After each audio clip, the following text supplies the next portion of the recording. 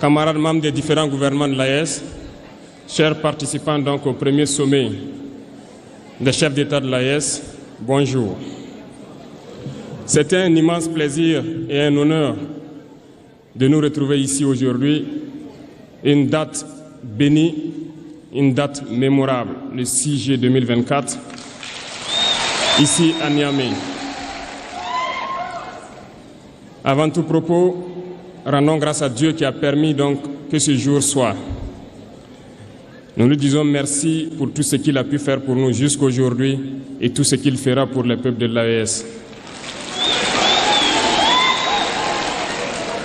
Permettez-moi également de rendre hommage au peuple nigérien.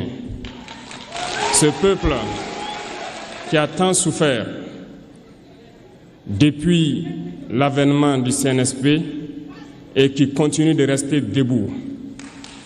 Merci aux Nigériens qui nous ont réservé un accueil chaleureux hier lorsque nous avons foulé le sol de notre patrie ici. Vous êtes plus que des amis, vous êtes plus que des voisins, vous êtes nos frères, vous êtes nos sœurs. Parce que la fraternité va au-delà de l'amitié ou du voisinage. Nous avons le même sang qui coule dans nos veines.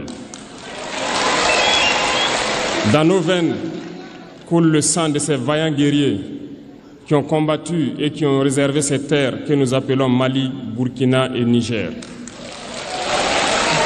Dans nos veines coule le sang de ces vaillants guerriers qui ont aidé le monde entier à se débarrasser du nazisme et de beaucoup d'autres fléaux. Dans nos veines coule le sang de ces vaillants guerriers qui ont été déportés d'Afrique vers l'Europe, l'Amérique, l'Asie ou je ne sais encore, et qui ont contribué à construire ces États pendant l'esclavage. Dans nos veines coule le sang d'hommes dignes, d'hommes robustes, d'hommes debout. Et pour cela, soyons-en fiers et soyez remerciés d'être ressortissants de l'AES. L'Afrique, ce continent qui a tant souffert et qui continue de souffrir du fait des impérialistes. Ces impérialistes n'ont qu'un seul cliché en tête. L'Afrique est l'empire des esclaves. C'est comme ça qu'ils voient l'Afrique. Pour eux, les Africains les appartiennent. Nos terres les appartiennent. Nos sous-sols les appartiennent. Ils n'ont jamais pu changer de logiciel jusqu'à aujourd'hui. C'est déplorable. Mais comment procèdent-ils? C'est malheureusement depuis donc ces années 60 où ces simulacres d'indépendance ont été donnés à l'Afrique. Ils n'ont juste fait que placer des valets locaux à la tête, selon eux, de leur sous-préfecture, pour pouvoir continuer à les alimenter. Ces valets locaux que nous allons qualifier aujourd'hui d'esclaves de salon n'ont d'autre repère que de chercher à vivre comme le maître, à satisfaire le maître et à faire tout ce que le maître lui dicte. Ils volent, ils pillent nos États, amènent tout chez le maître et leur richesse est conservée chez le maître. Ils font tout pour vivre comme le maître et toujours le satisfaire. Lorsque le maître commande, ils exécutent. Savez-vous qui sont ces esclaves de salon?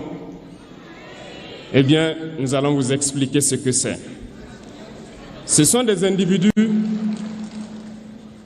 qui n'ont aucune dignité, qui n'ont aucune morale, qui n'ont aucune personnalité.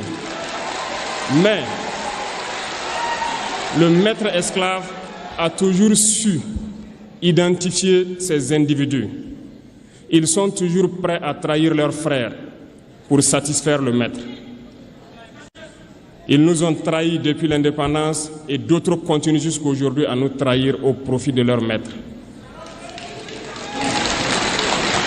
Ces individus continuent toujours, contre vents et marées, à piller l'Afrique, à aider le maître à piller l'Afrique. Ils se plaisent à le dire chaque année Dans leur sondage économique, le Burkina est le pays le plus pauvre, le Mali est le pays le plus pauvre, le Niger est le pays le plus pauvre. Nous sommes classés parmi les derniers. Très bien, si nous sommes aussi pauvres qu'ils le disent, mais quand est venu le moment de prendre nos responsabilités, nous avons demandé à ces maîtres de quitter les lieux. Pourquoi ne veulent-ils pas partir? Lorsque nous prenons le cas du Niger, depuis plus de 40 ans, certains pays exploitent l'uranium pour produire de l'énergie chez eux. D'Ottawa jusqu'à Paris, les rues sont illuminées, c'est la lumière. Mais au Niger, c'est l'obscurité qui nous est servie. Lorsque vous partez dans nos États, nos sols sont troués de toutes parts pour rechercher les métaux précieux tels que l'or. Mais souvent, il n'y a même pas la moindre route accessible pour atteindre les zones où ils exploitent l'or, encore moins certains services sociaux de base. Voilà pourquoi nous avons décidé de nous révolter et de prendre le destin de nos pays en main. Il y a bien d'autres exemples. Mais lorsque nous avons décidé ainsi, eh bien, nous avons été approchés par certains esclaves de salon pour nous passer le message de leur maître. Parce qu'ils avaient créé cette sorte de chaîne polymère qui se relève à la tête de nos États pour les servir. Et nous sommes venus briser la chaîne. Et c'est inconcevable pour eux. Ils nous ont donc approchés et ils nous ont demandé de rentrer dans les rangs pour faire partir de l'élite qui doit diriger l'Afrique, parce qu'ils ont une élite formée et formatée qui doivent suivre, qui sont incrustés dans cette chaîne-là. Nous avons refusé de rentrer dans leur rang. Et dès lors, les hostilités ont commencé. Et ils ont fait fourvoyer dans nos zones plusieurs mercenaires, des formateurs. Les agents sont descendus dans le Sahel pour espérer mener des attaques barbares, lâches contre nos populations, espérer les révolter. En plus de ces attaques sur le terrain, les attaques communicationnelles, la manipulation, la désinformation battent son plein dans leur rang. Mais les peuples du Sahel ont compris et plus jamais on ne pourra les manipuler. Ils savent ce qu'ils font et ils savent où ils partent.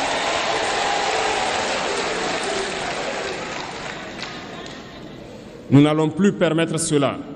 Les gens sont éveillés et les gens se battent aujourd'hui, pas pour nous-mêmes, mais pour les générations à venir. Et merci à tous pour le combat qui est livré. Cela ne nous fait jamais pleurer. Nous n'allons pas trembler. Nous allons affronter. Nous allons nous battre pour l'indépendance réelle, pour notre liberté. Parce que pour faire peur au peuple de l'AES, ces individus n'ont que 3 termes dans la bouche: démocratie, liberté, droit de l'homme. Bien sûr, leurs valets locaux ne sont élus que dans un processus démocratique, libre et transparent selon eux leurs valeurs. Quoi de plus normal qu'on veuille nous imposer cela, parce que c'est eux qui édictent les règles.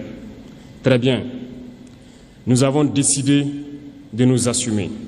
Voilà pourquoi un 26 juillet 2023, lorsque le Niger a décidé de tourner la page, les esclaves de salon et leurs maîtres sont montés sur les grands chevaux.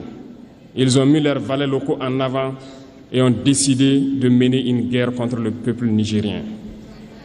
Nous avons donc dit, quiconque osera s'en prendre au Niger nous aura en face, parce que nous mènerons une guerre sans merci jusqu'à la dernière goutte de sang pour quiconque osera s'attaquer à nos États. Cette parole, cette décision que nous avons eue hier est d'actualité aujourd'hui et sera d'actualité demain et pour toujours. Ainsi naquit l'AES le 16 septembre 2023 dans une architecture de défense mutuelle. Mais nous avons jugé nécessaire de prolonger et d'agrandir donc l'architecture de l'AES. Ce qui nous rassemble aujourd'hui doit nous permettre d'aller sur d'autres terrains en plus de la défense, notamment les finances et l'économie, les infrastructures, la santé, l'éducation, bref, j'en passe. Je souhaite donc que ces moments soient pour nous une histoire que nous allons écrire pour l'AES, mais surtout pour l'Afrique et pour le monde entier. Que Dieu illumine tout un chacun de nous, que Dieu nous inspire dans ces tâches qui nous sont confiées, et surtout que lorsque nous faisons tous nos travaux, que nous ayons en tête une seule chose, l'intérêt suprême de nos populations.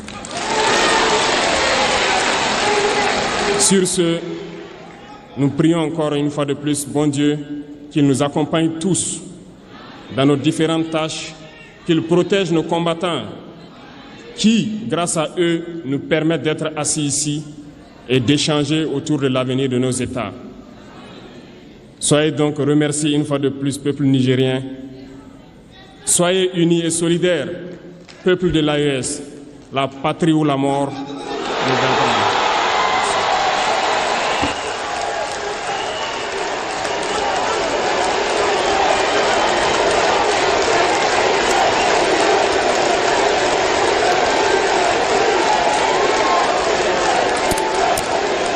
Merci. Aujourd'hui, on va revenir sur une conférence qui n'est pas passée sans doute inaperçue, en tout cas si tu suis l'actualité africaine.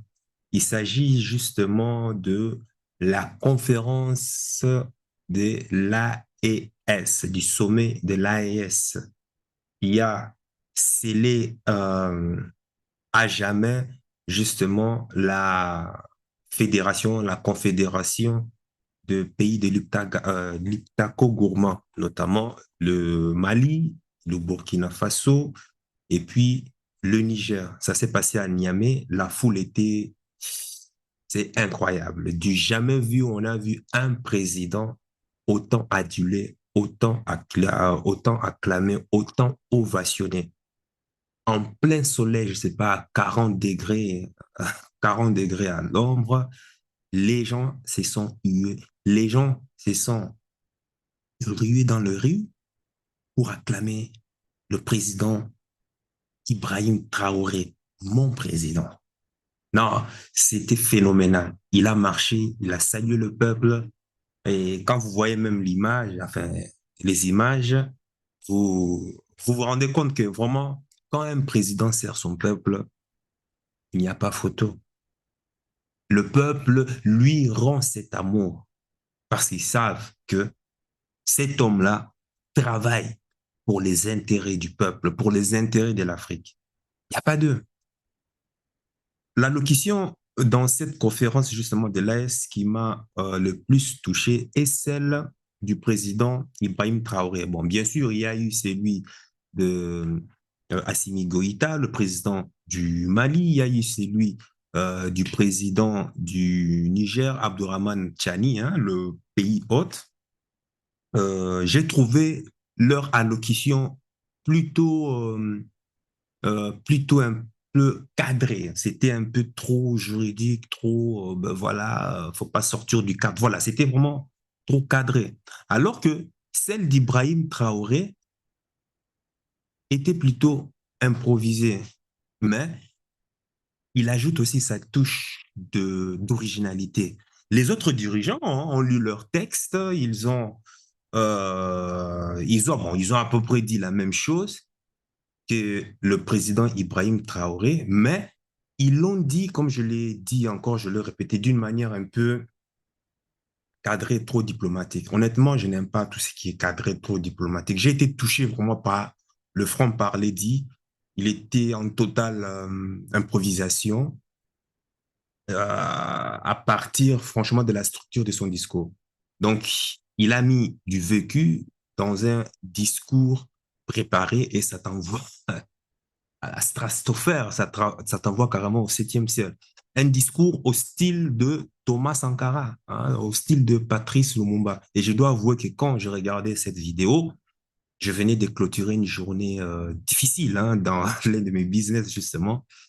J'étais dans un mélange de frustration, de colère qui s'est dessiné sur mon visage, à la recherche peut-être d'une solution. Et puis soudain, quand le président Ibrahim Traoré prend la parole, j'y suis resté scotché devant l'ordinateur en train de voyager dans l'histoire avec les mots originaux, les mots, non, pas original, authentiques, les mots authentiques.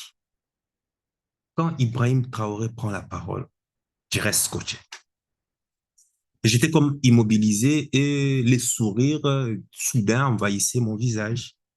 Et une lueur de réconfort, d'espoir, d'apaisement s'est accaparée de moi.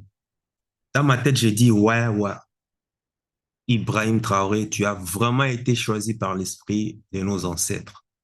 Je suis sûr que tu es vraiment la réincarnation, en tout cas, d'un ancien guerrier ou un ancien empereur ou quoi que ce soit, mais en tout cas, qui n'a pas eu le temps de terminer sa mission dans une autre vie. Et te voilà parmi nous, en train de me faire vivre l'un des rares moments les plus importants pour la liberté et la souveraineté de l'Afrique.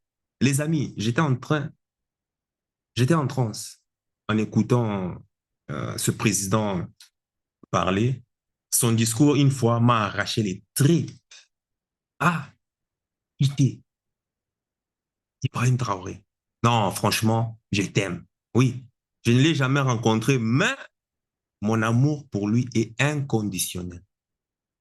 Pour un homme comme Ibrahim Traoré, je suis prêt à donner ma vie en sacrifice pour lui. Et je te propose de l'écouter et je te donnerai justement mon analyse par rapport à ça.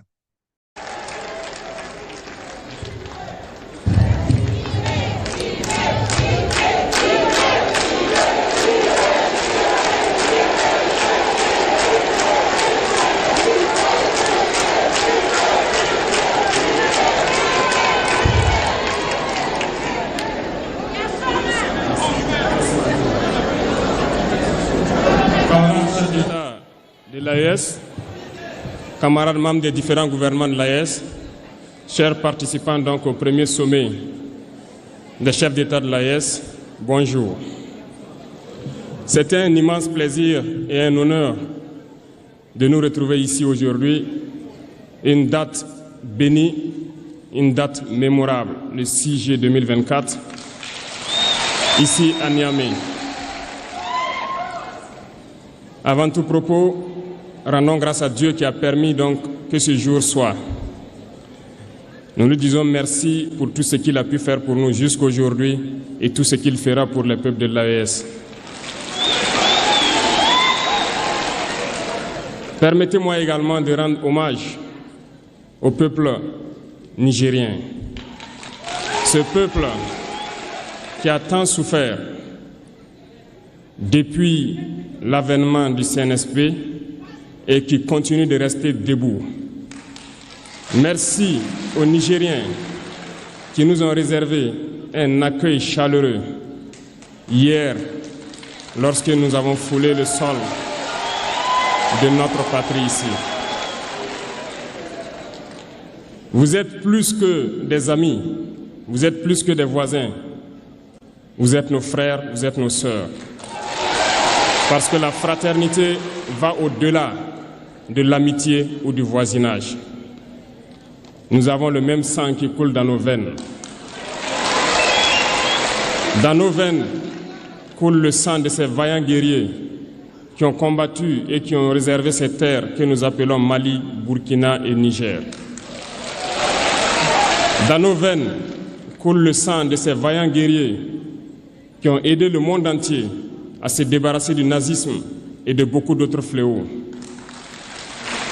Dans nos veines coule le sang de ces vaillants guerriers qui ont été déportés d'Afrique vers l'Europe, l'Amérique, l'Asie ou je ne sais encore, et qui ont contribué à construire ces États pendant l'esclavage. Dans nos veines coule le sang d'hommes dignes, d'hommes robustes, d'hommes debout. Et pour cela, soyons-en fiers. Pour moi, c'est la locution la plus remarquable. Donc, dans ce premier extrait, Ibrahim Traoré mobilise une notion très profonde de la tradition africaine. C'est la notion de fraternité. Fraternité. On pourrait peut-être mal comprendre cette notion si on entend par fraternité le fait d'être justement né du même sang biologique, de la même mère, du même père, ou alors d'avoir peut-être des liens de consanguinité. Ce n'est pas de cette fraternité qu'il est question ici. Il est question d'une fraternité spirituelle. Une fraternité qui unit les Africains. En quoi consiste cette fraternité spirituelle? Pour le président Ibrahim Traoré, le lien fort qui doit attacher les Africains, c'est le lien d'un certain nombre de valeurs comme la dignité, la liberté, l'égalité, la justice et la prospérité. C'est un des exemples. Ça n'a rien à voir avec le sang qu'on analyse dans les laboratoires médicaux. Non, il s'agit d'un sang par lequel l'ensemble des principes, l'homme et la femme, s'efforcent de ressembler à son créateur, de refléter les qualités qu'il reconnaît à son créateur. C'est une fraternité spirituelle. Et il cite donc les générations d'hommes d'Afrique qui incarnent cette fraternité spirituelle, qu'il ne faut pas confondre avec la fraternité biologique. Le sang dont parle le président Ibrahim Traoré est le sang spirituel, c'est-à-dire en réalité la conscience des énergies subtiles, surnaturelles, qui font de nous des êtres humains. Le président dit quoi? Qu'il est l'héritier des sangs de ceux qui se sont battus pour la libération d'Afrique. C'est-à-dire les Africains qui ne se sont pas battus pour la libération d'Afrique ne sont pas du même sang que nous. Nous parlons ici du sang spirituel. Ils se sont liés par les sangs spirituels aux Africains qui se sont battus pour libérer, par exemple, euh, ceux qui se sont battus pour libérer, par exemple, l'Europe du nazisme pendant la Première et la Deuxième Guerre mondiale. C'est-à-dire que les Africains qui auraient été du côté du nazisme ne sont pas, par exemple, du même sang que nous. Tu comprends ce que je veux dire? S'il y a des Africains qui ont collaboré avec le nazisme, ceux-là ne sont pas du même sang que nous. Et c'est ce que dit ici le président Ibrahim Traoré. Il se bat pour continuer l'œuvre des Africains qui ont été par millions arrachés à l'Afrique et qui ont pourtant contribué au développement des États-Unis d'Amérique, de l'Europe et de l'Asie. Cela veut dire que tout Africain qui a participé à vendre ses frères et sœurs n'est pas du même sang que nous. Quand le président Ibrahim Traoré parle du sang, il ne parle pas du sang physique, mais il parle d'un sang symbolique qui reflète certaines valeurs. Il dit que nous avons les mêmes principes de vie que eux. Nous avons les mêmes idéaux qu'eux. Nous avons la même vision qu'eux. En fait, tu peux avoir ton frère, même père, par exemple, même mère, lié par le sang biologique, mais tu n'as pas le même sang spirituel que lui. Oui, ça peut arriver. Si ton frère soutient la politique de la France-Afrique, alors que toi, tu résistes contre la politique génocidaire de la France-Afrique, le président Ibrahim Traoré dit que vous n'êtes pas du même sang. Vous n'êtes pas du même sang. Biologiquement, oui, vous êtes peut-être biologiquement du même sang, mais vous n'êtes pas du même sang spirituel. Et donc, le sang dont il est question, la fraternité dont il est question ici est une fraternité d'esprit, voilà, esprit, une fraternité des visions. comme cette chaîne, avoir une vision. Il y a une vision à long terme. C'est une fraternité des valeurs, une fraternité morale. Un homme sans moralité n'est pas plus qu'un animal, un chien ou un cochon. Si tu as une mentalité d'esclave, si tu es un nègre des maisons, un nègre des salons, un néocolonisé, un individu rampant et reptilien, ben, tu n'es pas du même sang que nous. Même si c'est mon père ou même si c'est ma mère. La véritable, fraternité s'est produite lorsqu'il y a un rapprochement au niveau d'esprit. L'esprit unit mieux que la matière. La chair unit moins bien que l'esprit. Et c'est par la force de l'unité d'esprit que le Mali, le Burkina Faso et le Niger se sont unis ensemble. L'AES, c'est la preuve que l'esprit domine la matière. Rien de plus neuf, hein? C'est carrément la spiritualité africaine, sauf que l'Afrique doit encore se débarrasser des religions. Mais bon, ça, c'est un autre sujet. C'est le courage qu'ils ont, ce peuple-là, et leurs dirigeants, de bâtir l'Alliance du Sahel en confédération. C'est cette fraternité d'armes, cette fraternité d'esprit, cette fraternité morale, cette fraternité spirituelle qui permet de réussir les grands œuvres.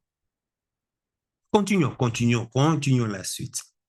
Et soyez remerciés d'être ressortissants de l'AES. L'Afrique, ce continent qui a tant souffert et qui continue de souffrir du fait des impérialistes. Ces impérialistes n'ont qu'un seul cliché en tête. L'Afrique est l'empire des esclaves. C'est comme ça qu'ils voient l'Afrique. Pour eux, les Africains les appartiennent. Nos terres les appartiennent. Nos sous-sols les appartiennent. Ils n'ont jamais pu changer de logiciel jusqu'à aujourd'hui. C'est déplorable. Mais comment procèdent-ils? C'est malheureusement depuis donc ces années 60 où ces simulacres d'indépendance ont été donnés à l'Afrique. Ils n'ont juste fait que placer des valets locaux à la tête, selon eux, de leur sous-préfecture pour pouvoir continuer à les alimenter. Ces valets locaux que nous allons qualifier aujourd'hui d'esclaves de salon n'ont d'autre repère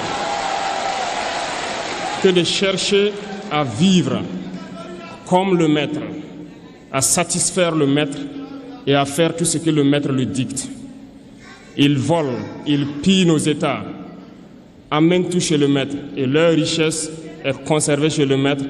Ils font tout pour vivre comme le maître et toujours le satisfaire. Lorsque le maître commande, ils exécutent. Savez-vous qui sont ces esclaves de salon? Eh bien, nous allons vous expliquer ce que c'est. Ce sont des individus qui n'ont aucune dignité, qui n'ont aucune morale, qui n'ont aucune personnalité. Mais le maître esclave a toujours su identifier ces individus. Ils sont toujours prêts à trahir leurs frères pour satisfaire le maître. Ils nous ont trahis depuis l'indépendance et d'autres continuent jusqu'à aujourd'hui à nous trahir au profit de leur maître. Ces individus continuent toujours, contre vents et marées, à piller l'Afrique, à aider le maître à piller l'Afrique. Ils se plaisent à le dire chaque année dans leurs sondages économiques. Le Burkina est le pays le plus pauvre, le Mali est le pays le plus pauvre, le Niger est le pays le plus pauvre. Nous sommes classés parmi les derniers.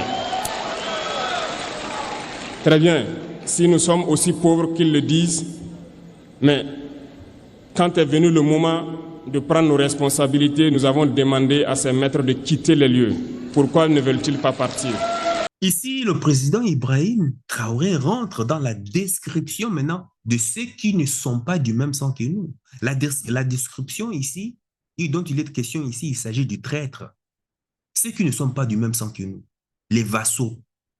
celles et ceux qui travaillent contre les intérêts de l'Afrique. Attention ici, tu vas t'apercevoir que ton voisin ou ton propre frère ou ta femme peut se retrouver dans ces portraits. Tiens-toi bien, parce que ce qui va venir après va te choquer. Tu vas commencer à te poser des questions. Est-ce que ma mère est ce qu'elle est?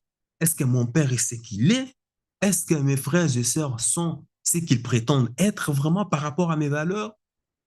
Proche-toi.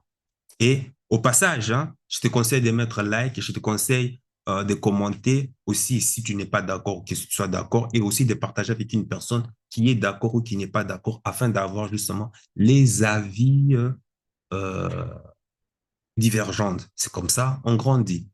Dans une forêt, il ne peut pas y avoir qu'une seule espèce d'arbre. Non, il faut une diversité des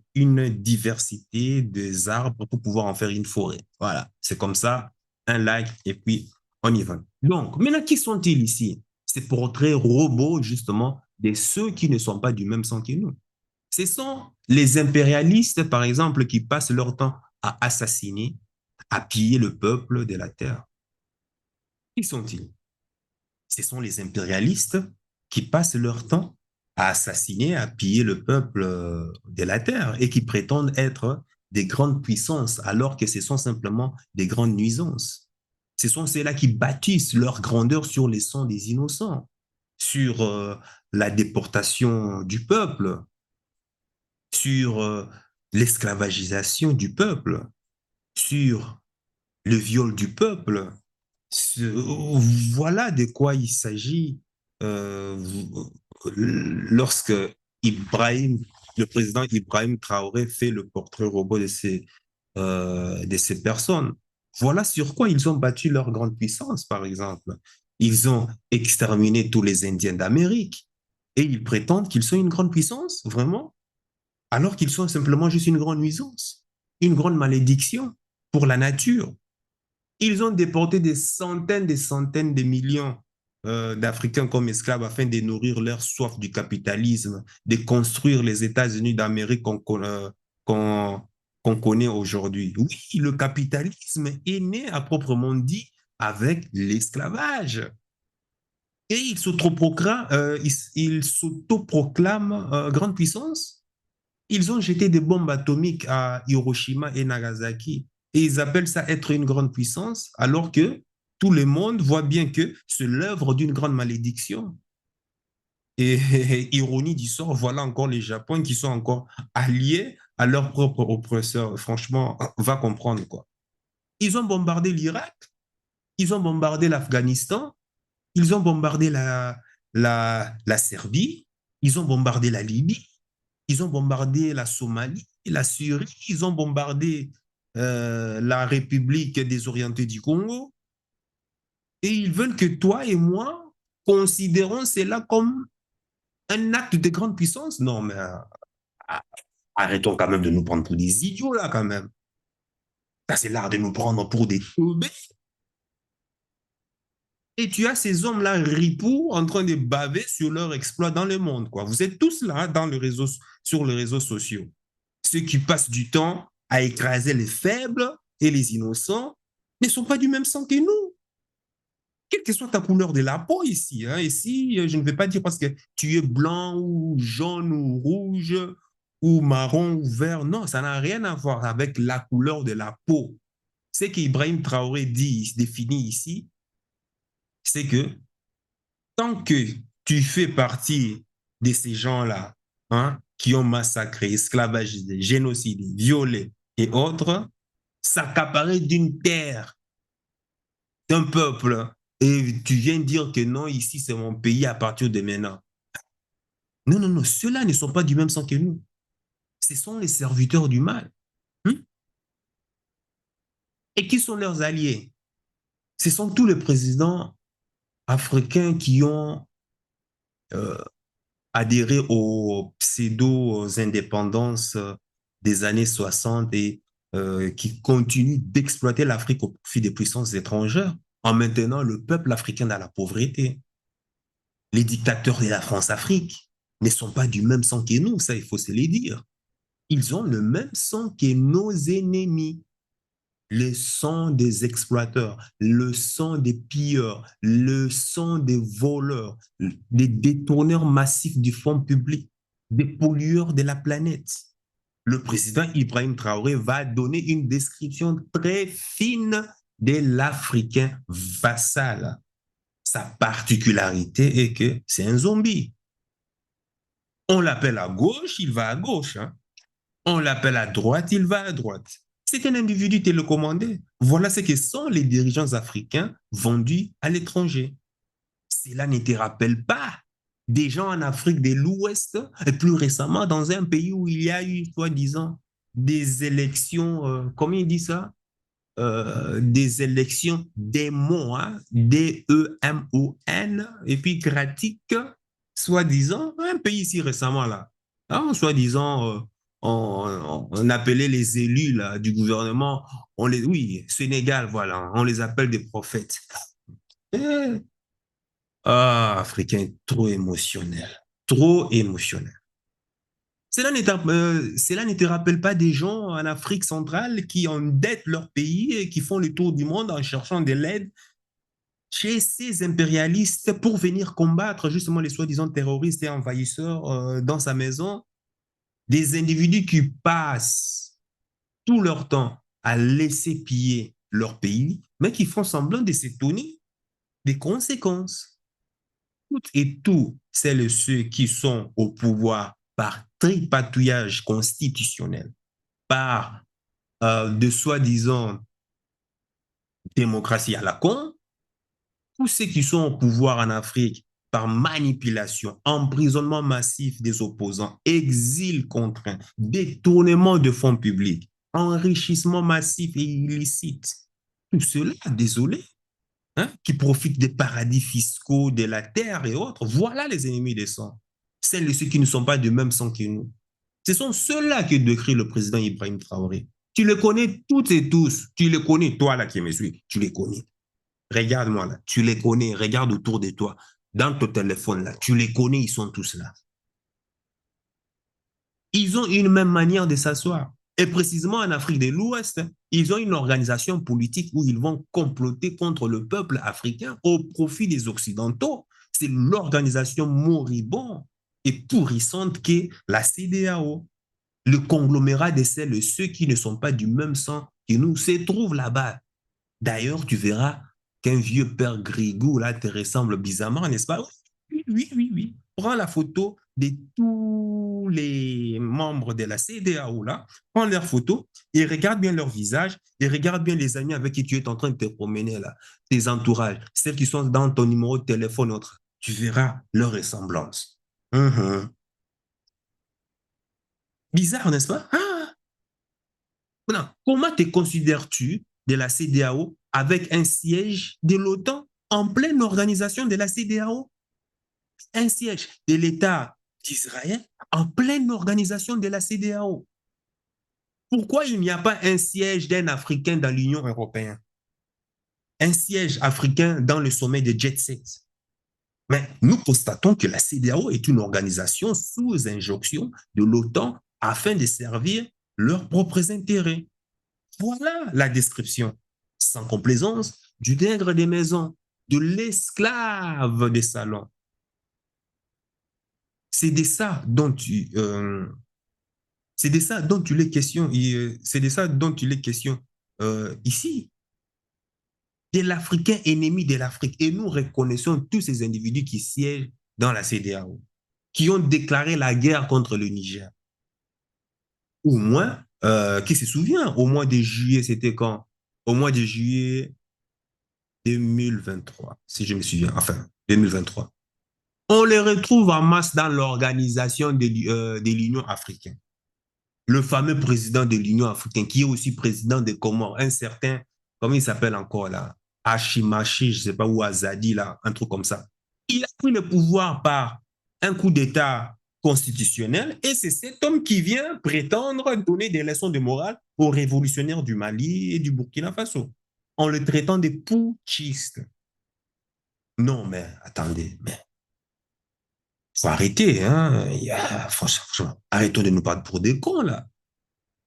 des gens au pouvoir qui amassent des milliards de dollars dans les caisses de l'État pour aller justement les planquer dans les paradis fiscaux, en Suisse ou ce genre de trucs, dans des banques occidentales, ce sont ceux-là, l'ennemi. Ils n'ont pas le même sang que nous. Le sang dont il s'agit ici n'est pas le sang rouge, hein, mais bien, c'est bien la symbolique qu'est l'orientation des vies de l'homme au service de son pays. Mais est-ce que tu comprends ça? Ça veut dire que ici, tu rentres dans la profondeur de la sagesse du président Ibrahim Traoré. On est dans la profondeur là, du jeune dirigeant du Burkina Faso. Et c'est pour cela que je reviens sur ce discours monumental qui restera dans le livre des records. Les dirigeants qui pillent l'Afrique bradent les terres, les forêts, les sous-sols, le pétrole, le gaz, le manganèse, les diamants, pour des multinationales auxquelles ils ont des rétrocommissions, ne sont pas du même sang que le président Assimi Goïta, que le président Ibrahim Traoré, que le président Abdourahmane Chani. Leurs compagnons et leur peuple éveillent. Ceux-là ne sont pas du même sang, non. Ceux-là qui appellent l'Union européenne à venir installer des bases militaires et des drones à la frontière entre le Sénégal et le Mali, désolé, on n'est pas du même sang qu'eux. Ceux-là qui ont juré quand ils étaient dans l'opposition qu'à peine arrivés au pouvoir, ils vont dépêcher les troupes pour aider le Mali à combattre les terroristes. Et depuis maintenant qu'ils sont arrivés au pouvoir, ils ne partent plus. Ils ne parlent plus, bouche bée, tout est renvoyé aux oubliettes. Désolé, on n'est pas du même sang. On n'est pas du même sang que ceux qui combattent le troisième mandat de Macky Sall au Sénégal et qui s'en vont dire que Alassane Ouattara, coupable justement du troisième mandat anticonstitutionnel en Côte d'Ivoire, est un vrai démocrate. Oh my God. J'en ai entendu des choses, hein. Ah non, non, non, non, on n'est pas du même sang. Non, non, non, non. Parce que ce concept est très crucial et je demande à quiconque de l'intérioriser et méditer là-dessus. Penses-tu qu'on est du même sang, qui fait du Ghana, qui vont pleurer aux États-Unis d'Amérique et le Burkina Faso a fait venir Wagner, un vieux papa comme ça, hein? Non, mais, et qui supplie qu'il faut envoyer les troupes de l'OTAN pour punir justement le Burkina Faso. C'est un noir qui travaille contre les intérêts de l'Afrique. Donc, on n'est pas du même sang. Écoutons encore les discours. Ah, Monsieur mon président, parlez. Lorsque nous prenons le cas du Niger, depuis plus de 40 ans, certains pays exploitent l'uranium pour produire de l'énergie chez eux. D'Ottawa jusqu'à Paris, les rues sont illuminées, c'est la lumière. Mais au Niger, c'est l'obscurité qui nous est servie. Lorsque vous partez dans nos États, nos sols sont troués de toutes parts pour rechercher les métaux précieux tels que l'or. Mais souvent, il n'y a même pas la moindre route accessible pour atteindre les zones où ils exploitent l'or, encore moins certains services sociaux de base. Voilà pourquoi nous avons décidé de nous révolter et de prendre le destin de nos pays en main.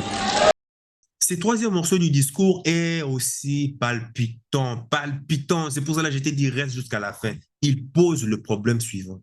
Si l'Afrique est pauvre selon le regard de soi-disant grandes institutions financières occidentales qui sponsorisent justement les gouvernements des pays européens, donc, si l'Afrique est pauvre, pourquoi quand on vous demande de partir et de rentrer chez vous, mais pourquoi vous pleurez? S'il n'y a rien en Afrique, quand on vous demande de partir où, partez, laissez l'Afrique, partez. Normalement, ça ne devrait pas vous choquer. Normalement, ça ne veut rien vous faire. Après tout, l'Afrique est pauvre, donc vous êtes censé prendre vos clics et vos claques, retourner chez vous. Dans vos pays, rejoindre vos femmes et vos enfants, non? Ils vous attendent. Pourquoi est-ce que vous êtes en Afrique alors qu'il n'y a rien à combattre? N'est-ce pas paradoxal, ça? Le fait qu'on te demande de partir, on vous demande, va, va, va. Oui, on est pauvre, on est ceci, ok, va, va. On te quitte le Mali. Au lieu de retourner en France, vous prenez vos bagages et vous allez au Niger. Mais dis donc, c'est là de nous prendre pour des cons. On vous demande de quitter le Niger. Au lieu de retourner en France, alors que vos femmes et vos enfants attendent là-bas, vous partez squatter encore au Sénégal. Vous partez encore, quémander encore au Bénin. Vous squattez la Côte d'Ivoire. Vous squattez le Gabon. Vous squattez le Sénégal. Mais le fait que vous ne voulez pas partir est la preuve que l'Afrique est le continent le plus riche. Il faut bien noter cela. Si quelqu'un n'est pas d'accord, il n'y a pas de problème qu'il le dise dans le commentaire. Hein. Moi, je suis ouvert à tout. Donc, comme dans le passé, c'est grâce à l'Afrique que l'Europe s'est construite. Et l'Afrique est l'avenir du monde. Vous le savez, tout le monde le sait. Les hommes et femmes les plus riches potentiellement du monde, c'est en Afrique. Et d'ailleurs, c'est pour cela que vous créez un commandement militaire américain en Afrique alors qu'il n'y a même pas un commandement militaire africain aux États-Unis. C'est pour cela que vous créez un commandement militaire français en Afrique alors qu'il n'y a même pas un commandement militaire de l'Afrique en France. C'est pour cela que vous pourchassez les Africains avec le rapport de l'école des guerres économiques et vous prônez l'élimination des patriotes africains. Pourquoi tenez-vous à tout prix à garder la main mise sur l'Afrique si l'Afrique est pauvre? Pourquoi? Et même pose sur cette vidéo et réponds-moi dans le commentaire. Pourquoi? L'Afrique est pauvre. Ben alors, qu'est-ce que vous venez chercher en Afrique alors? Restez chez vous. Quelqu'un n'a rien. Selon toi, tu l'insultes, tu le dénigres, mais tu ne veux pas quitter sa maison. Yako, c'est quoi ça? Quel est ton problème? Pourquoi ne pars-tu pas de cette maison où il n'y a rien? Pourquoi? L'Afrique est le dernier des derniers. Ok, on accepte. On est le plus pauvre des pauvres. Il n'y a pas de problème. On accepte. Ok, retourne chez toi. Non, moi je reste. Et Yako, tu cherches quoi? Mais prends tes affaires et retourne chez toi. Où tu es. Retourne chez toi, où tu es si riche, où tu vis dans l'abondance, dans le pays où coule le lait et le miel dans des robinets. Mais tu es là et tu ne veux pas partir. C'est quoi ton problème? Va chez toi. Va. Je suis pauvre. Va. L'Afrique ne veut pas. Franchement, on en a marre. L'Afrique ne veut plus être pillée. L'Afrique ne veut plus être volée. L'Afrique ne veut plus être roulée dans la farine, pompée, violée. Ça suffit. Maintenant, il est temps de payer la monnaie de votre crime. Non, mais, messieurs le président, mon président Ibrahim Traoré, s'il vous plaît, continuez à leur expliquer. Il y a bien d'autres exemples. Mais lorsque nous avons décidé ainsi, eh bien, nous avons été approchés par certains esclaves de salon pour nous passer le message de leur maître. Parce qu'ils avaient créé cette sorte de chaîne polymère qui se relève à la tête de nos États pour les servir. Et nous sommes venus briser la chaîne. Et c'est inconcevable pour eux. Ils nous ont donc approchés et ils nous ont demandé de rentrer dans les rangs pour faire partir de l'élite qui doit diriger l'Afrique, parce qu'ils ont une élite formée et formatée qui doivent suivre, qui sont incrustés dans cette chaîne-là. Nous avons refusé de rentrer dans leur rang. Et dès lors, les hostilités ont commencé. Ils ont fait fourvoyer dans nos zones plusieurs mercenaires, des formateurs. Les agents sont descendus dans le Sahel pour espérer mener des attaques barbares, lâches contre nos populations, espérer les révolter. En plus de ces attaques sur le terrain, les attaques communicationnelles, la manipulation, la désinformation battent son plein dans leur rang. Mais les peuples du Sahel ont compris et plus jamais on ne pourra les manipuler. Ils savent ce qu'ils font et ils savent où ils partent.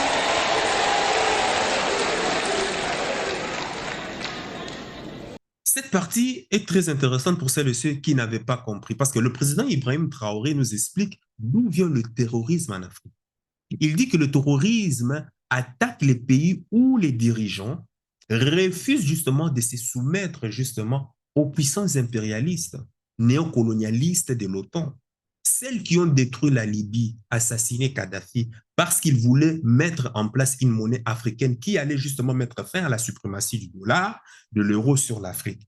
Ces puissances-là qui ont armé justement Al-Qaïda, je ne raconte pas du n'importe quoi, les suivre, c'est Donald Trump qui l'a même confirmé, maintes fois. Les emails d'Hillary Clinton décodés par Julian Assange et autres les ont révélés carrément.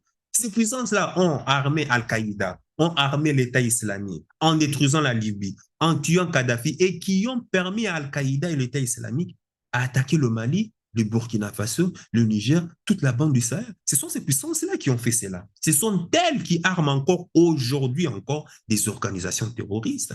Ce sont ces puissances-là qui font la couverture médiatique des organisations terroristes.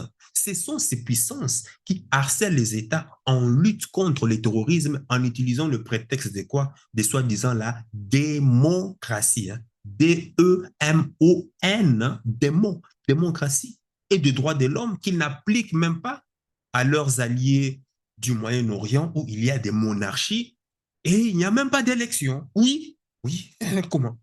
Pays est en guerre, vous l'imposez de pouvoir faire des élections? Mais c'est quoi ça? L'Ukraine est en guerre. Avez-vous imposé à Zelensky de faire des élections? Pourquoi? Comment on appelle ça? C'est c'est double standard. Ils viennent faire du chantage à la démocratie, aux droits de l'homme, à des pays qu'ils ont pris le temps de détruire et de déstabiliser. Souviens-toi de la conversation entre le ministre Lavrov et l'ancien ministre des Affaires étrangères français, comment il s'appelle, Fabius. Au nom de la France, en 2013, Fabius demande à Lavrov, son homologue russe, de ne pas s'opposer à l'intervention justement militaire française pour stopper le terrorisme qui menaçait de prendre la capitale Bamako. La Russie marque son accord à travers son chef de diplomatie russe, Sergei Lavrov. Mais Lavrov fait remarquer ceci à Fabius. Mais vous préparez, mon cher Laurent, à combattre au Mali les terroristes que vous avez armés en Libye. Laurent Fabius fit une réponse célèbre qui restera dans les annales. C'est la vie, c'est comme ça. Ah, un occidental, hein? C'est la vie, c'est comme ça. Qu'est-ce que tu vas dire? C'est dans leur gène, c'est génétique. Donc, le président Ibrahim Traoré dit très clairement les puissances de l'OTAN qui ont détruit la Libye, qui ont armé Al-Qaïda et l'État islamique sont les véritables ennemis du peuple africain et qu'il ne faut pas se laisser distraire par les groupes terroristes qui n'ont pas d'usine pour fabriquer le franc CFA, qui n'ont pas d'usine pour fabriquer des bombes, qui n'ont pas d'usine pour avoir des renseignements aériens. Tout cela leur est donné par leurs parrains depuis le saccage de la Libye jusqu'à nos jours. Le président Ibrahim Traoré a mis la main dans les noyaux de la malédiction de l'Afrique. Et personne en Afrique ne peut dire qu'il ne sait pas. Non. Voilà pourquoi il dit que le peuple africain, heureusement, maintenant, grâce notamment à la révolution des réseaux sociaux, les peuples africains sont au courant dès la campagne, dans des villages jusqu'à la ville. Les Africains savent que l'Afrique continue toujours d'être attaquée par ces mêmes peuples sémitiques et occidentaux qui ont attaqué les Africains depuis les invasions arabes et occidentales. Ce sont les mêmes qui continuent encore à attaquer l'Afrique à travers la couverture des terroristes, de la démocratie, du droit international, de la religion et autres. Les problèmes des religions. Je disais que, en fait, l'autre problème des religions abrahamiques est qu'il emprisonne l'esprit critique des gens, des Africains, surtout des Africains en particulier, qui sont trop émotionnels. Et d'ailleurs même, c'est comme ça, on leur tient dans ces créneaux, dans dans ce cercle esclavagiste, hein, spirituel, psychologique, mental, bref, financier, dans tout, parce qu'ils savent qu'ils sont émotionnels. On vous vend de l'émotion et puis c'est comme ça, on vous arrive toujours à vous garder dans cet engrenage de coloniser. Bref, c'est-à-dire qu'ils sont incapables de réfléchir par eux-mêmes.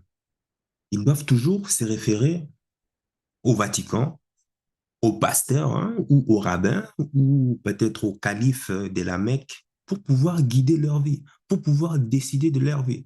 Tu verras quelqu'un, même un intellectuel et autre, qui a, malgré qu'il a, je sais pas, un bac plus 5, bac plus 12 et autres, mais à cause de la religion, il pense que ben voilà, la finalité de tout un homme, c'est voilà, d'aller foutre, d'aller aller une fois à la Mecque. Déjà, c'est dépenser énormément d'argent.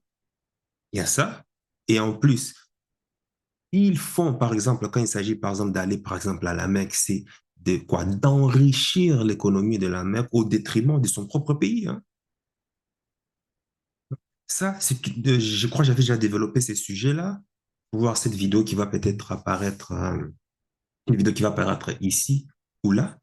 Et qu'est-ce qu'on a? Par la même occasion, l'Africain est obligé de régner ses ancêtres pour suivre par ignorance des dieux jaloux, des dieux partisans et bavards, hein, qui ont privatisé la science, soi-disant des miracles, pour assurer leur domination sur les Africains, tant méprisant justement nos ancêtres kamites, en prétendant qu'ils n'étaient que, soi-disant, des ignorants ou des sorciers.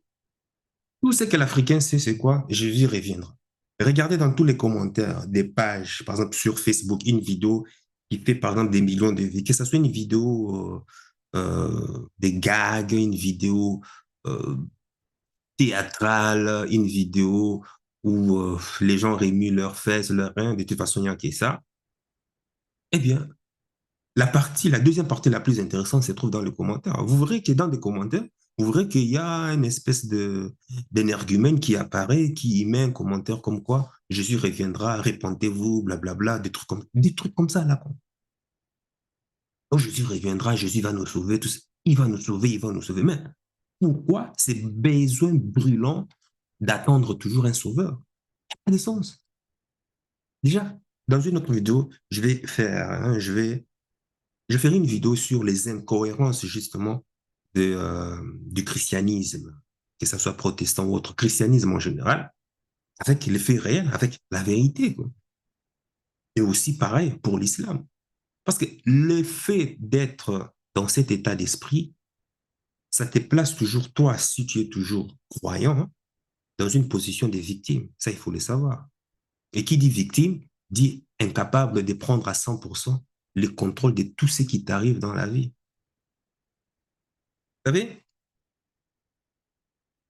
à l'époque, parce que quand tu es incapable de résoudre, de prendre le contrôle de tout ce qui t'arrive dans ta vie, ben, tu seras toujours tenté de donner à des circonstances, des situations, des événements qui arrivent dans ta vie une dimension toujours mystique. Presque 100% des croyants tombent toujours dans une maladie que moi j'appelle une maladie appelée le mysticisme. Mysticisme. Quand un malheur arrive dans sa vie, oh, c'est la faute à Dieu, ou bien voilà, c'est la faute à Allah, ou je ne sais pas. Quand quelque chose de bien, ou peu importe, oh, c'est Jésus, Jésus, Jésus, Jésus Christ, Jésus, Jésus. Mais aucun sauveur ne viendra te sauver. Si le christianisme, parce que, vous savez, avant que le catholicisme ne soit catholique en tant que tel, il y avait plusieurs sectes, plus de 700 sectes qui parlaient du christianisme. Après que justement les Occidentaux aient justement envahi l'Afrique, aient eu accès justement à toutes ces connaissances, la médecine, les sciences et tout et consorts, ils ont brûlé la bibliothèque d'Alexandrie et tout et consorts. Il y avait 700 sectes, il y avait 700 sectes à l'époque, avec des dogmes, avec des philosophies différentes. Et le secte qui l'a emporté sur tous les autres était la secte de l'apôtre Paul. Pourquoi? Parce que eux, dans leur délire christianistique, ils promettaient justement la vie après la mort. C'est ce secte qui a réussi à convaincre justement, à l'époque, c'est qui encore? C'est Alexandre le Grand ou bien Constantin, je crois. Ils ont réussi à convaincre l'empereur et en convainquant l'empereur, justement, ils avaient le pouvoir. Parce que la politique étant mêlée maintenant à la religion, était devenue à une dimension trop puissante. Et c'est comme ça qu'ils ont réussi à engloutir, ils ont réussi à exterminer les autres sectes. Soit les autres sectes se joignent à la philosophie de l'apôtre Paul, ou soit ils périssaient. Et c'était comme ça. Et c'est d'ailleurs comme ça aussi que la bulle papale de Saint-Nicolas V a été promulguée. Et c'est grâce à cette bulle papale que Napoléon va se servir de ces mêmes règles pour pouvoir établir je crois, quelques années, quand je dis quelques ans, 100 ans, 200 ans après, le Code noir. Le Code noir pour protéger justement l'esclavage des Noirs, enfin pour protéger le commerce de l'esclavage, pour garantir que ben, voilà, la traite des Noirs soit bien encadrée pour leur profit, parce que c'est leur commerce, voilà. C'est comme ça que les gens s'enrichissaient à l'époque, avec la bénédiction justement du catholicisme. Et c'est comme ça ils sont partis jusqu'en Asie. D'ailleurs, même en Asie, ça n'a pas été facile. Hein. Soit tu te convertis ou soit tu péris.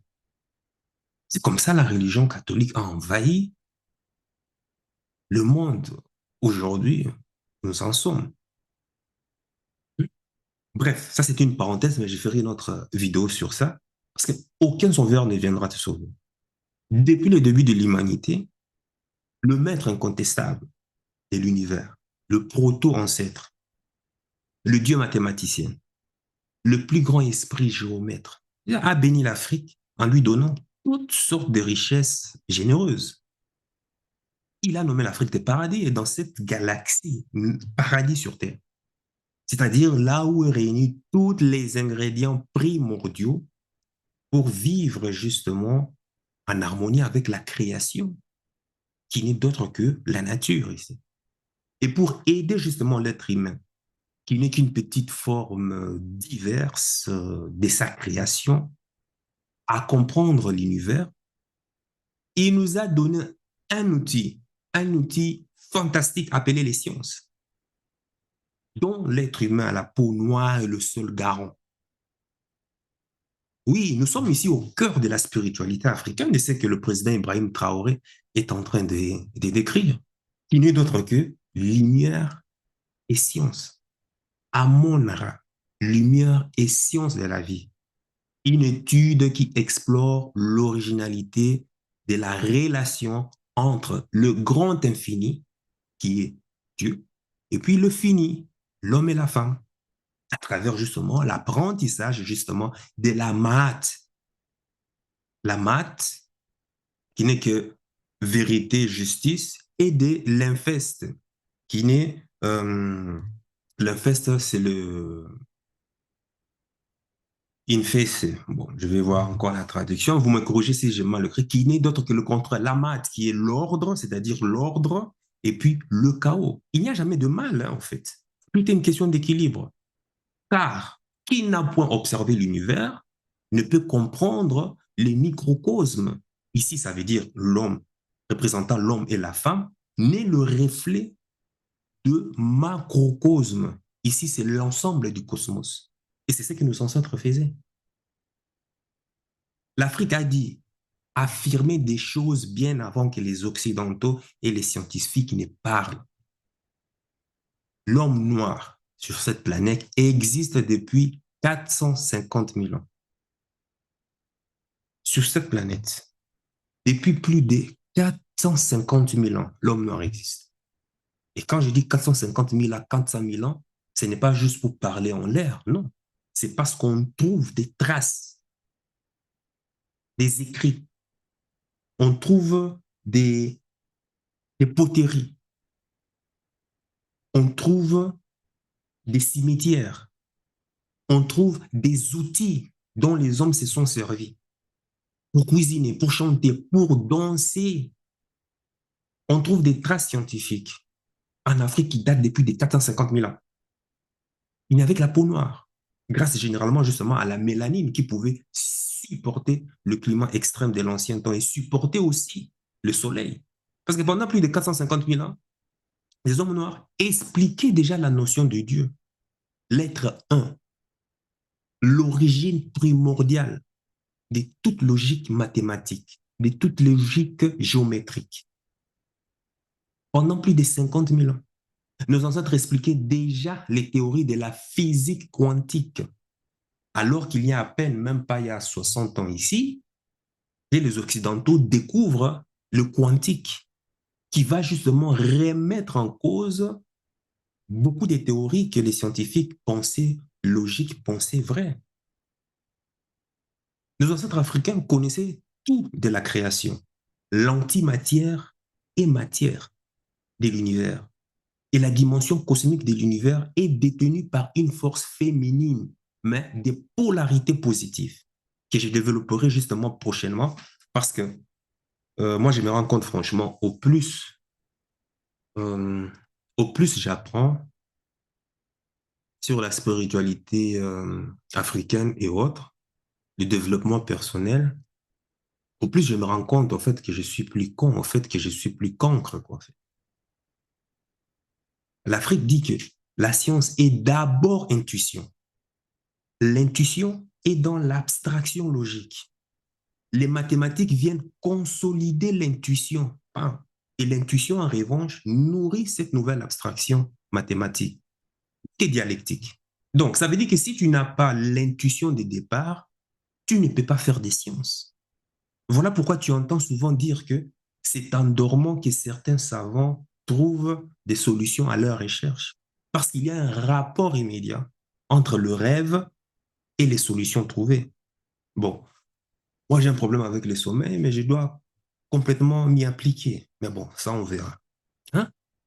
Nos ancêtres africains partaient de l'immatériel du monde invisible pour faire de la science. Parce que si tu es capable, de par un rêve, de trouver une solution adéquate à un problème, à une situation donnée, ça veut dire que c'est l'immatériel qui opère. Donc, l'intuition t'amène à trouver des solutions justes et à les mettre sous forme de mathématiques. Comme la forme mathématique renvoie à l'intuition et en consolide les effets.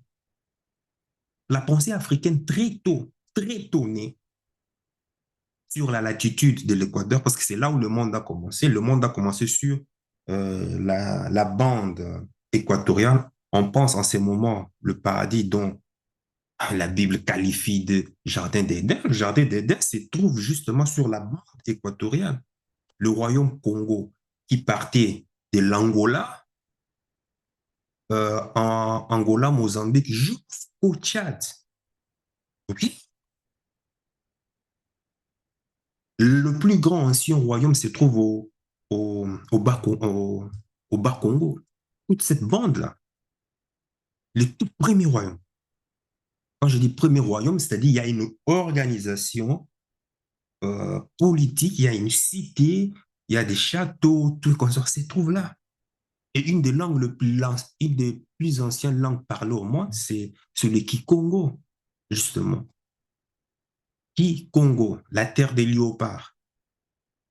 Parce que les gens à l'époque vivaient côte à côte avec les léopards, les animaux, comme on dit, sauvages, les carnivores et autres. Pourquoi? Parce qu'à cause de cette vibration.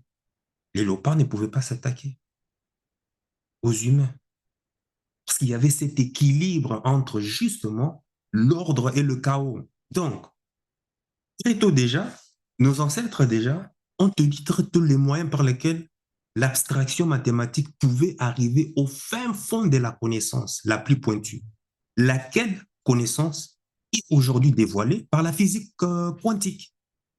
Moi qui croyais parce que, voilà, je surfe sur Internet, j'utilise quotidiennement l'IA, donc je suis évolué, mais en fait, non, je suis un gros cancre, désolé. Même l'IA avait déjà, enfin, l'intelligence artificielle avait déjà été théorisée par nos ancêtres depuis plus de 50 000 ans, par les Bambara et les Dogons lors des rituels initiatiques. Il y avait des robots fabriqués qui participaient déjà à la construction des pyramides. Ah oui, c'est l'Afrique qui le faisait. Il n'y a rien de nouveau sur Terre. Hein. Et pour revenir justement à notre très cher Ibrahim Traoré, mon président, comme je l'ai dit, il nous fait comprendre que les religions ici servent justement à nous maintenir en esclavage, en étant un cheval de Troie du capitalisme. Les pays faibles technologiquement sont obligés d'accepter le pillage de leurs matières premières. Des pays forts vont commencer à transformer justement les matières premières, ça c'est un cas d'école, des pays faibles dans les pays dits forts. Et ils vont produire ainsi quoi? Des produits finis, gagnant ainsi toutes les marges de l'exportation des produits finis. Alors que pour en réalité pour en réalité être dans une économie, c'est-à-dire pour maintenir les pays faibles dans une économie de dépendance, où ils vendent des matières premières à des prix imposés. C'est-à-dire les pays faibles sont obligés de vendre des matières premières imposées par les pays forts. Et ces derniers leur revendent les mêmes matières premières sous forme de produits finis 10 fois, 20 fois, 100 fois plus cher. Et ils vous disent que c'est les droits du commerce international. Mais toujours à l'avantage des autres. Ce qui oblige les pays, hein, ce qui en résulte, ce qui va faire, c'est quoi? C'est que les pays pauvres sont obligés de fonctionner, de recourir à la dette permanente, créant ainsi un cercle vicieux mortel pour les peuples africains. Ben oui, parce que le commerce est toujours à l'avantage des Occidentaux. On t'impose le prix par la bourse de New York, ou bien par la bourse de Londres, ou bien Tokyo, peu importe, on t'impose des prix qui n'est pas à ton avantage à toi, mais qui est toujours à l'avantage du néocolonialisme. Forcément, toi qui vends tes prix à des prix cassés, alors que tu travailles de manière énergétiquement, tu fatigues alors que tu n'as même pas de bénéfices, mais qu'est-ce que tu fais? Tu as un problème de trésorerie. Et si tu as si tu as un problème de trésorerie, qu'est-ce que tu vas faire?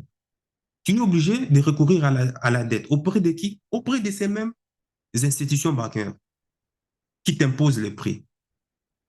Et on te donne une dette, tu ne t'en sors plus, hein, c'est fini. Hein. À la fin de chaque année, tu auras toujours des calculs tellement compliqués où on te fait comprendre que non, il reste encore des intérêts à payer, et ainsi de suite, jusqu'à la fin de ta vie. Hein. Et quand tu seras incapable, et quand tu seras à défaut de paiement, qu'est-ce qu'ils vont faire? Ils disent, il n'y a pas de problème, tu nous donnes tes terres en contrepartie de la dette que tu as.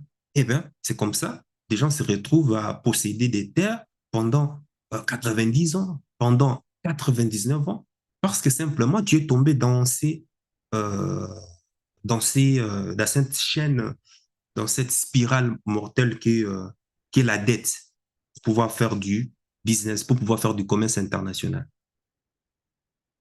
C'est clair, c'est que le président Ibrahim Traoré dit, c'est que les Africains et Africains, les plus lâches, c'est ceux qui ne sont pas justement du même sang que nous, continue de se promener sur les réseaux sociaux et à répéter justement la dictée, la gouvernance, la démocratie, hein, droit de l'homme, droit international, des mécouilles, je ne sais même pas.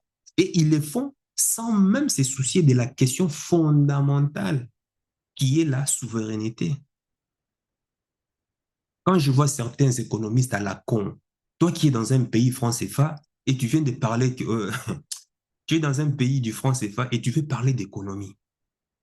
Certains pays même, prétendent même que non, de toute façon, le franc CFA est la monnaie la plus stable par rapport aux autres devises des pays africains. On voit que, ben, voilà, que le franc CFA est mieux, se porte mieux, ces genres de trucs. Regarde-moi.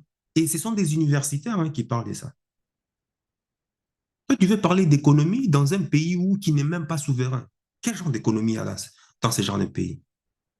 Aucun pays ne peut appliquer un modèle de gouvernance s'il n'est pas souverain. Désolé, c'est impossible. Si tu n'es pas maître de la défense, de ta sécurité, tu ne peux pas réaliser les valeurs de ta civilisation chez toi. C'est impossible, ça. Donc, la souveraineté est la clé à partir de laquelle les transformations qu'on assume sont possibles. Le président Ibrahim Traoré a mis à nu ici les hypocrites qui ne veulent pas justement parler de la question centrale. Et on les connaît tous. Hein. On les connaît tous, comme dans ce discours. Écoutons, écoutons, écoutons, écoutons. Nous n'allons plus permettre cela. Les gens sont éveillés et les gens se battent aujourd'hui, pas pour nous-mêmes, mais pour les générations à venir. Et merci à tous pour le combat qui est livré. Cela ne nous fait jamais pleurer. Nous n'allons pas trembler. Nous allons affronter. Nous allons nous battre pour l'indépendance réelle, pour notre liberté. Parce que pour faire peur au peuple de l'AES, ces individus n'ont que 3 termes dans la bouche. Démocratie, liberté, droit de l'homme. Bien sûr, leurs valets locaux ne sont élus que dans un processus démocratique, libre et transparent selon eux leurs valeurs. Quoi de plus normal qu'on veuille nous imposer cela, parce que c'est eux qui édictent les règles. Très bien. Nous avons décidé de nous assumer.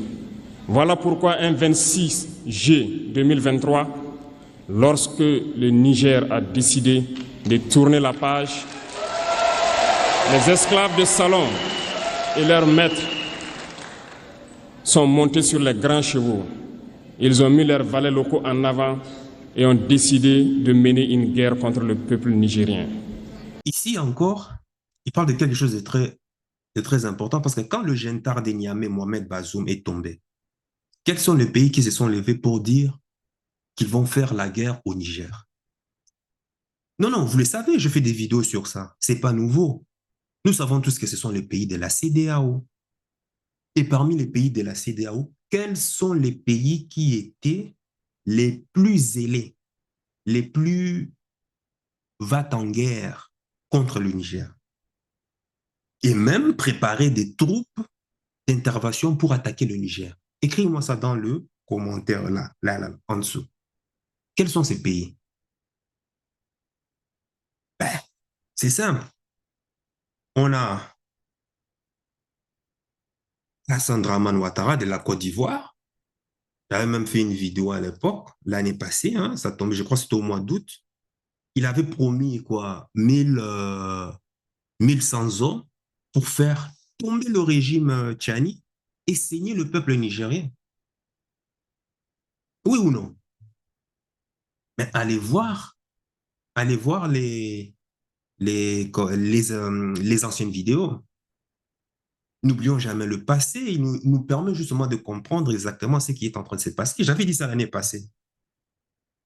On a Patrice Talon, qui sera talonné bientôt, mais bon, il est expédié justement à Toulon en France, bientôt, ça c'est clair. Il a déclaré qu'il allait rétablir justement la démocratie des forces au Niger. Patrice Talon. Je ne sais même pas sur quelle force il comptait parce que lui-même, pour se protéger, il est obligé de faire recours justement euh, aux Rwandais, à l'armée rwandaise, qui paye des millions et des millions pour sa sécurité privée.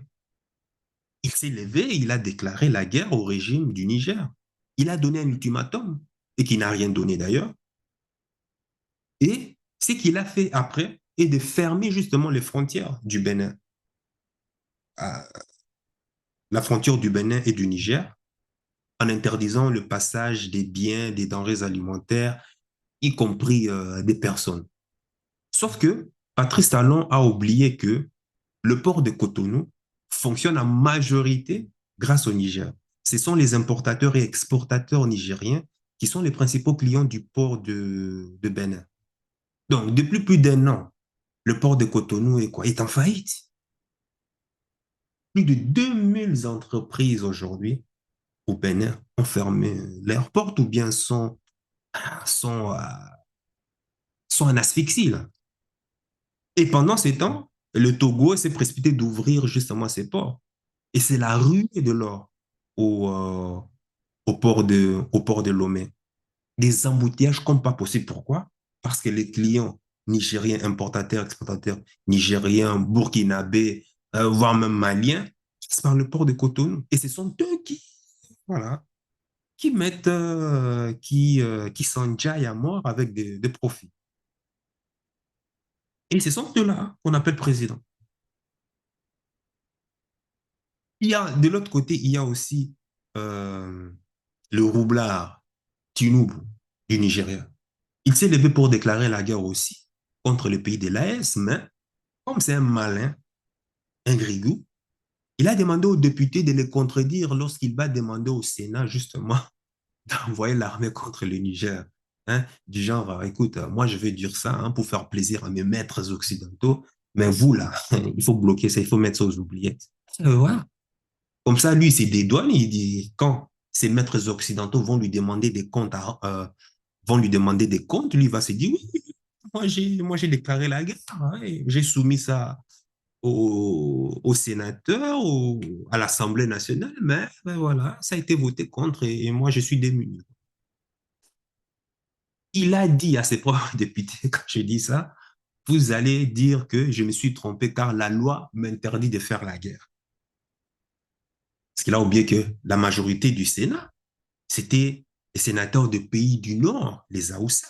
Or, on sait que le peuple Haoussa, c'est un peuple qui s'étend du Nigeria, qui va jusqu'au Niger, en passant même par un peu le Mali et autres, qui s'étend même, voire même jusqu'au Tchad. Il a oublié que ce sont des frères et sœurs là, qu'il envoie pour aller s'entretuer. Les sénateurs ont dit non. La majorité des grands commerçants au Nigeria, ce sont des Haoussa.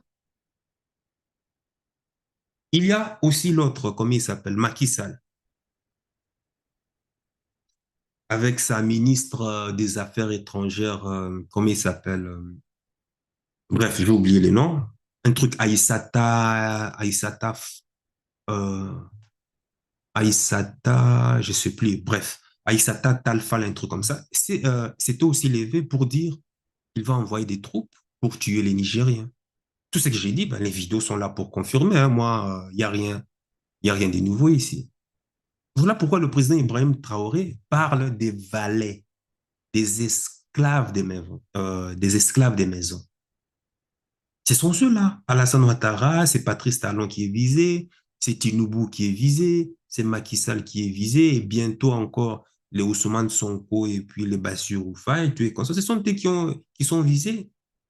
Il y a aussi, n'oublions pas, le président de Guinée-Bissau, Ambale Sisseko, qui disait qu'il allait mettre une force de putsch pour attaquer les pays africains qui ne plaisent pas à la France-Afrique et à l'ONU. Alors que lui-même est venu au pouvoir justement par tripatouillage constitutionnel, par un putsch constitutionnel. Voilà. Ce sont ceux-là les esclaves des maisons. Ce sont ceux-là dont, euh, dont il est question ici. Parce que ce sont eux qui étaient les vats en guerre. Le peloton, la tête du peloton pour justement exterminer le peuple nigérien, malien et puis burkinabé. Tout le monde sait qu'ils qui n'ont pas fait cela de leur propre initiative. Ils étaient justement pistonnés par la France et les États-Unis. Emmanuel Macron, dans une interview, les vidéos sont là, en Guadeloupe, lorsque le gouvernement Tchani a fait le coup d'État. Je ne sais pas, il était en Martinique ou Guadeloupe, je ne sais plus, a dit qu'il va téléphoner au président de la CEDEAO pour que ces derniers prennent des sanctions contre le Niger, par exemple. Même au Mali aussi, il avait fait. Et après, et à peine quelques semaines, voire même quelques jours, les sanctions sont tombées contre le Mali conformément à ce qui a été requis par le président français. Oui ou non? Les vidéos sont là. Hein. BFM, France 24, allez voir. Au fait, c'est pas compliqué. Beaucoup savent ici la liste des personnes qui n'ont pas le même sang que nous. Ce sont ceux-là qui travaillent contre les intérêts des Africains et de l'Afrique. Voilà. Écoutons mon président. Nous avons donc dit, quiconque osera s'en prendre au Niger nous aura en face, parce que nous mènerons une guerre sans merci jusqu'à la dernière goutte de sang pour quiconque osera s'attaquer à nos États.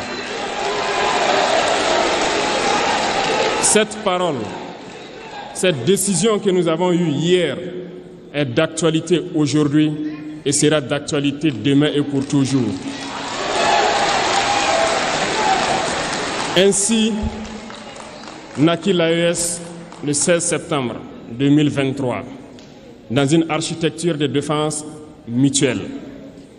Mais nous avons jugé nécessaire de prolonger et d'agrandir donc l'architecture de l'AES. Ce qui nous rassemble aujourd'hui doit nous permettre d'aller sur d'autres terrains en plus de la défense, notamment les finances et l'économie, les infrastructures, la santé, l'éducation, bref, j'en passe. Je souhaite donc que ces moments soient pour nous une histoire que nous allons écrire pour l'AES, mais surtout pour l'Afrique et pour le monde entier. Que Dieu illumine tout un chacun de nous, que Dieu nous inspire dans ces tâches qui nous sont confiées, et surtout que lorsque nous faisons tous nos travaux, que nous ayons en tête une seule chose, l'intérêt suprême de nos populations. Sur ce, nous prions encore une fois de plus, bon Dieu, qu'il nous accompagne tous dans nos différentes tâches, qu'il protège nos combattants, qui, grâce à eux, nous permettent d'être assis ici et d'échanger autour de l'avenir de nos États. Soyez donc remerciés une fois de plus, peuple nigérien. Soyez unis et solidaires, peuple de l'AES, la patrie ou la mort.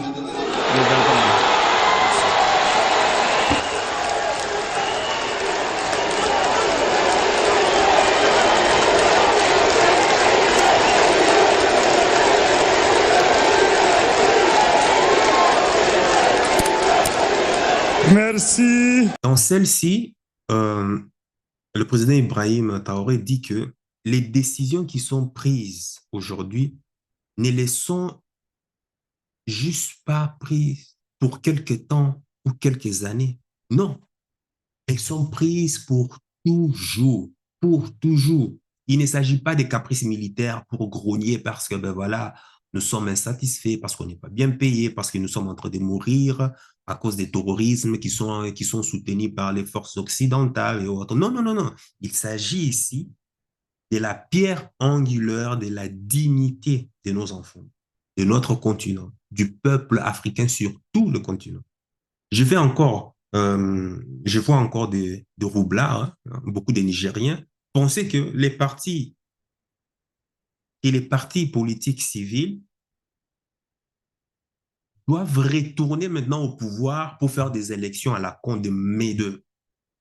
Je leur réponds, mais les amis, mais vous, si vous voulez un jour que le peuple nigérien mange à sa faim, si vous voulez un jour que le peuple nigérien soit éclairé et qu'aucun foyer ne manque d'électricité, ne manque d'eau potable et autres, et Internet, Laissez les militaires au pouvoir faire leur travail tranquillement.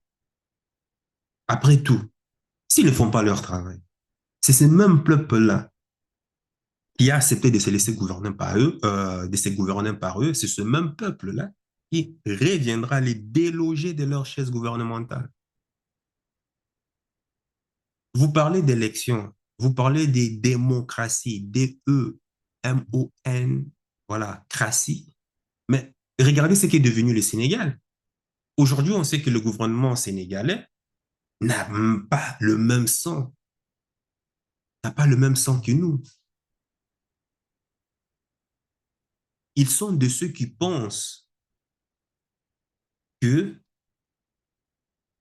l'Afrique doit toujours être soumise, doit toujours être derrière, doit toujours être derrière le cul, plus loin même que le fesse hein, des Occidentaux.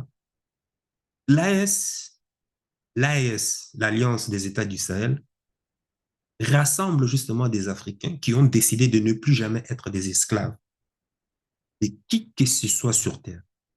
Tant que la Terre sera Terre, les Africains qui sont engagés dans la logique souverainiste de la Confédération de l'Alliance des États du Sahel sont ceux des Africains et Africaines qui n'accepteront plus jamais, j'ai dit bien, jamais plus, dans quelques circonstances que ce soit, d'être décrétés comme des esclaves, d'être décrétés comme colonisés,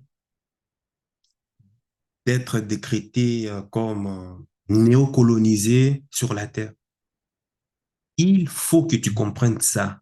Il faut que tu comprennes justement la profondeur du discours des Niamey du président Ibrahim Traoré. C'est une décision spirituelle que nous avons prise pour nous et pour nos enfants.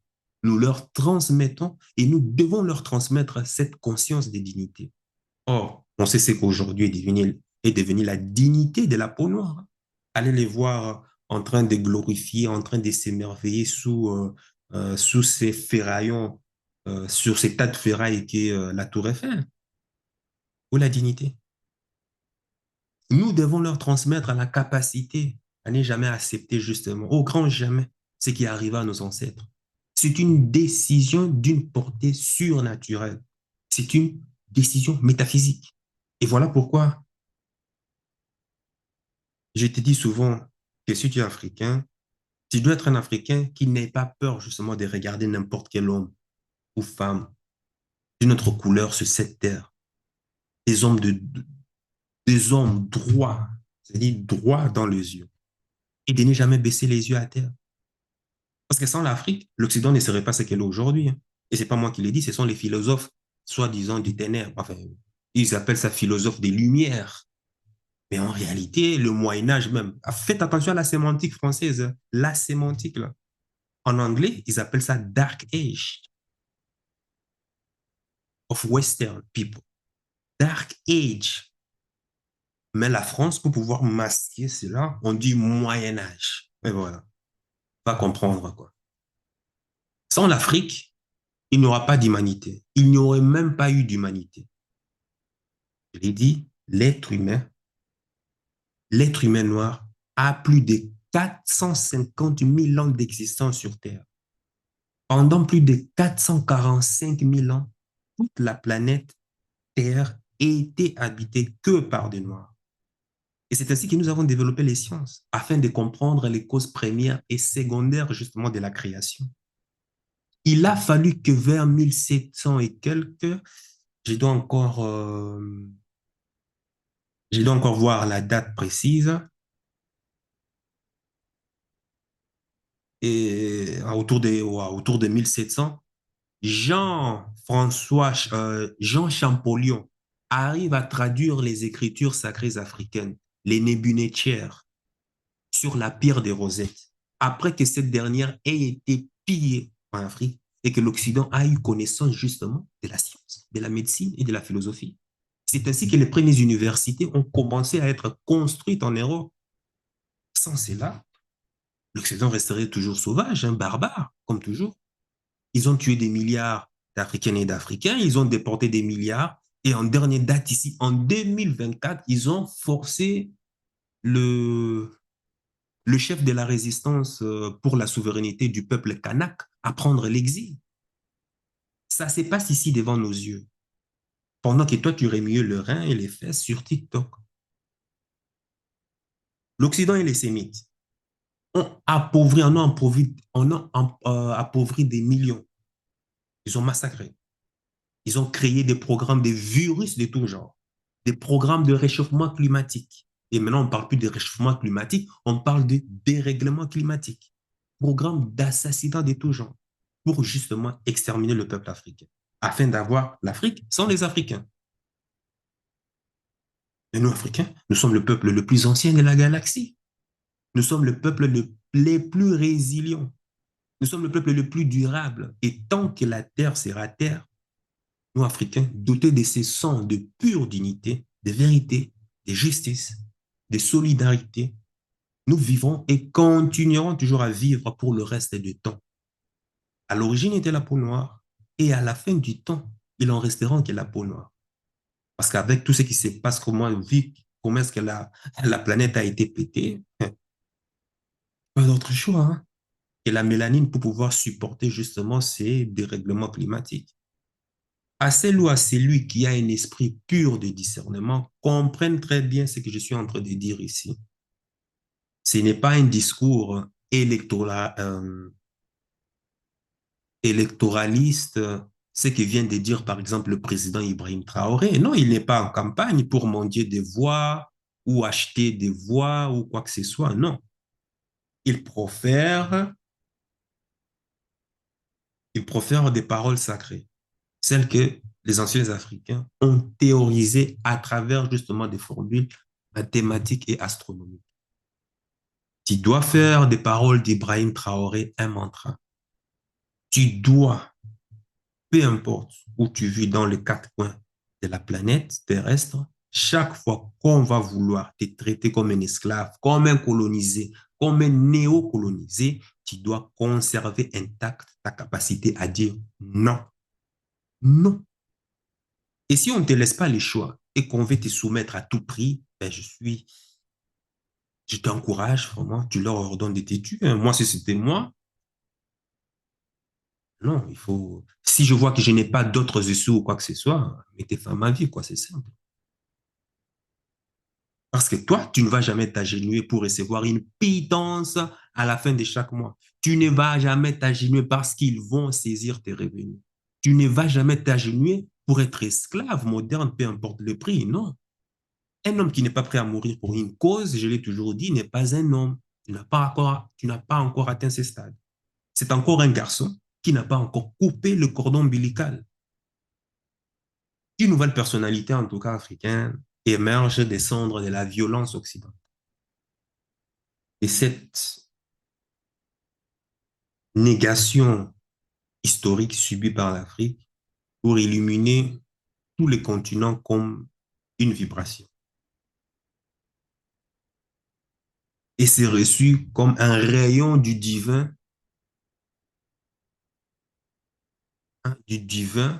en chaque personne. Nous sommes dans l'ère du Verseau. N'oubliez pas cela. Et je te préviens de ne pas t'amuser avec le discours du président Ibrahim Traoré, mon président. Sur ce, sache que ton cœur, c'est déjà ça que ton cerveau essaie de comprendre. Suis la voix de ton cœur. Il connaît déjà le chemin. Ciao, ciao.